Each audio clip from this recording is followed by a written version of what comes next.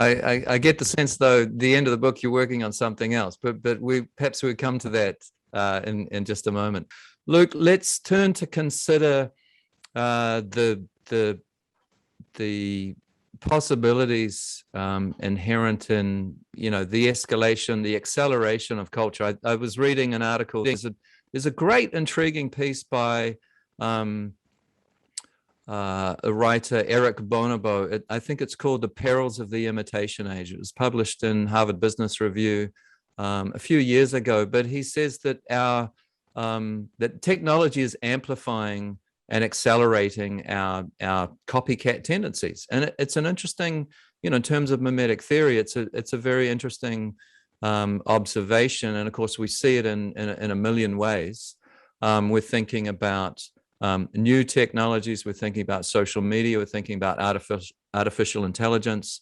And you cover a lot of these topics in the book.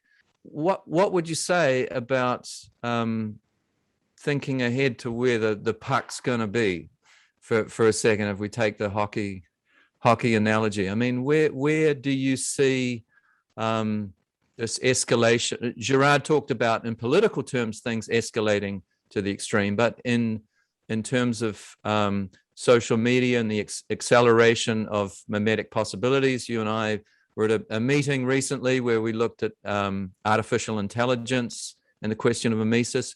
Where do you see this convergence arriving? Yeah, I mean, skating to where the puck is going to be. That's a Wayne Gretzky quote from a New Zealander. That's very impressive. What I think it's going to be, I don't know, but and I believe you just have done some work on this question yourself. So I'd love to chat about it. We have artificial intelligence, and it's getting all of the attention, AI. But it seems like we should also be thinking seriously about artificial emotions. Is there the possibility of that? And what does that mean?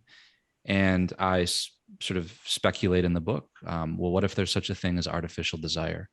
And I have not spent nearly as much time as you or the others that were part of the conference have thinking deeply about this. But I have thought a bit about it. And, I wonder, desire seems to be something uniquely human, something spiritual, in my opinion. And, it's not something that I think an AI-powered robot will ever desire in the way that a human being desires. It's with that metaphysical desire, right? Girard says all desire, ultimately is metaphysical desire. It's desire for being. They'll never have that. But there may be some way that they can mimic our desires and even mimic our metaphysical desire, right? I mean, at least on a surface level, they could, an AI powered robot could seem to desire, heaven or God or something, right? So I've spent some time thinking about, how is artificial intelligence and robotics, how is it developing, and how will future humanoid robots? There's some really interesting movies about this. Ex Machina is one that comes to mind, right? Great film. I don't know if you've seen that, but will they desire in a way that is analogous to a human being? And will that technology evolve through some kind of mimetic programming? Will the machines learn to desire through pure mimesis by imitating what we desire? And how good at that mimesis will they be? Will they be as good as we are, or will they only be able to do the sort of superficial read of what we want? Will we have to say it, articulate it? Will they be able to somehow read beneath the surface? That to me is a fascinating question. And a lot of progress is being made on it, but I think we have to be careful, because then we have non-humans competing for human desires. Right. One theme you mentioned, Ex Machina. I'm thinking of another couple of novels. One's Machines Like Me, or Machines Like Me, by Ian McEwan, and there's another one, Clara in the Sun. And if they're fascinating books. And one of the problems appears to be that as the AI learn from their creators, this is the case in the film especially, they're learning some terrible things. I mean, Steve McKenna was pointing out that in that compound where I think it's Caleb and Nathan are, going through the Turing test with Ava, she's imprisoned. And when the tables are turned, what she's learned from them is that they can be locked up. So this is, in terms of a rivalry, we're setting it. There's a terrible example, and I think that seems to be one of the points of the film. One of the other questions related to the programming of an AI is that if we install in the robot all the code or the principles of justice, then we're going to be in trouble once again pretty quickly, because there's not and machines like me, this is a crucial sort of, this is part of the crisis at the end of the book. The robot has expectations of the humans they can't live up to, and so there's a crisis at that point because of it. So yeah, well, it seems like there's a problem there, and even in programmatic rigid morality.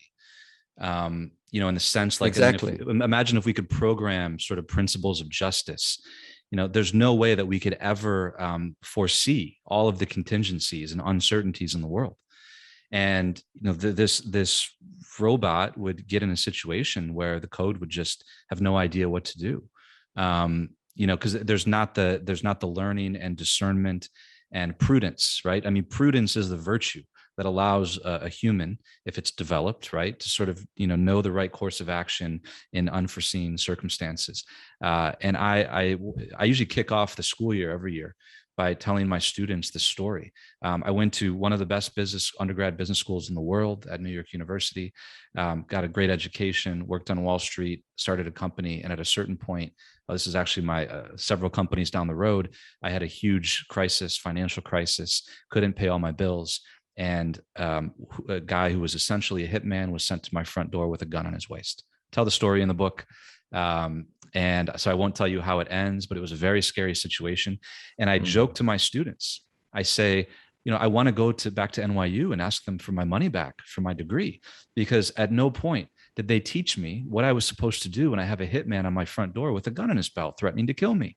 They didn't tell me that this was a situation that I would ever encounter as a business person, as an entrepreneur. What's wrong? And so, and the reason I tell them this story is I say, listen, I can't hand you a playbook that will tell you what to do in every situation.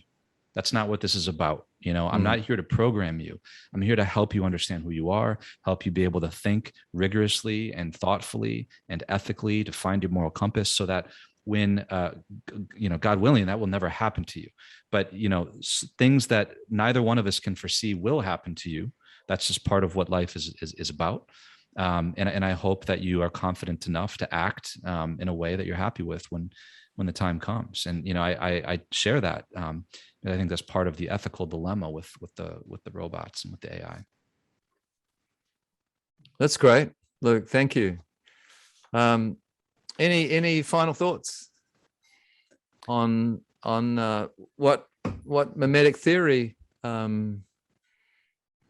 suggests for us? Final thoughts. There's a lovely story. You've got several in the book. One is with the chef Michel Brass. Yeah. You've talked about others' appreciation of mimetic theory. Are there any closing? Yeah, I think you've sort of suggestions. Yeah, you've hit on something, and this word hasn't been mentioned yet in our conversation, Matthew, but I think it's been on the tip of our tongues, or at least on our minds.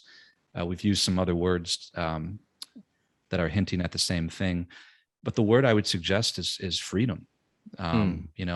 Freedom is part of this, and I think some people could come into mimetic theory and I think wrongly interpreted, it could seem a bit deterministic, right? Like, we're just born and we're taken up into these mimetic processes, and our desires are just completely shaped by others. But if to those who have read the book, I usually get that there's this deep sense of agency and sort of freedom, especially in the second half, sort of an appeal to freedom, because we can make a decision, we can make a choice, and choosing our models, certainly, in stopping ourselves before we get too far down the line in destructive, negative behavior, or joining in, a crowd that's victimizing somebody. We do have the freedom to do that. We have profound freedom. And I always distinguish a few different levels of freedom. There's at least three. There's physical freedom. If you're locked up in a jail cell, you're not free. There's psychological freedom, and then there's spiritual freedom. It's sort of the freedom that allowed Christ to say, nobody takes my life from me. I lay it down on my own accord. This profound existential freedom. It's the kind of freedom that some found in the Nazi concentration camps. Take everything from me, but at the end of the day, I'm free to create my own meaning, my own life. And this is an important part of what this all means for me, and I think for all of us. As we come into contact with our own mimesis, with mimetic desire, and we look at some of the things that are happening in the world around us, we may not be happy with all of them. We may desire change. That we do have the freedom to step out of the mimetic systems, the mimetic processes that are not positive, right? That are not loving and healthy. I share the story in the book about a very famous French chef named Sebastien Bras, who just found that the Michelin star system that he had been in his whole life, he was sort of born into it because his dad was a Michelin star chef, and he and his father had 3 Michelin stars for many, many years. And every year, the year started with him setting out to keep that Michelin star. And he realized that he was stuck in a system of desire that he sort of defaulted himself into. Many times in life, we can sort of like default into things and onto paths. And he realized at some point, and not by coincidence, I think, he was out mountain biking in his beautiful hometown of La Yole in the Aubrac part of France. And, he had this he was silent, and he had this moment of realization, and he found the courage and the confidence to say, you know what, I'm nobody's keeping me in this system, right? I mean, I've sort of voluntarily allowed myself to be part of this, and I'm going to step out. And he actually told the Michelin guide to not come back to his restaurant, and said, I don't care about your stars, because I've subjected myself to them in such a way that I'm not able to create anything beautiful, to do the things that I deeply desire to do. There's nothing really wrong with Michelin. I use the guide myself when I'm traveling, to find quality restaurants. But so the point is not that they're the bad guys. The point is that Chef Bras realized that he was caught in a negative mimetic cycle and system, and he had the agency to step outside of it. I've experienced that in my own life, in my own way, and it wasn't a one-time thing, by the way. It's something that I've had to do numerous times, and that's a really beautiful, powerful thing that we can do. One of the lovely suggestions at the end of the book is this question of what it means to love, and you shared the Italian expression that ti voglio bene, right? And this is a regard for the other that is aware of the way not only that we're affected by influences, but that that we influence others. I think what's the last tactic? What do you say? The last tactic is to live as if I have a responsibility for what other people want, and in a regard for the other, that I want their good, that I want what's best for them. And that Italian expression "ti voglio bene" I find so beautiful, because it's really the definition of love, but it's sort of just spelled out. Wanting your good, and that's the opposite of me wanting to impose my desires onto you. And Girard has said something. There's a quote I know that you know it, Matthew. I can't remember the quote off the top of my head, but something like, modern man professes to love his neighbor, all the while, wanting to impose himself on his neighbor, while professing to love him or her. So that it's this idea of we're in a battle for our wills, a battle of desires.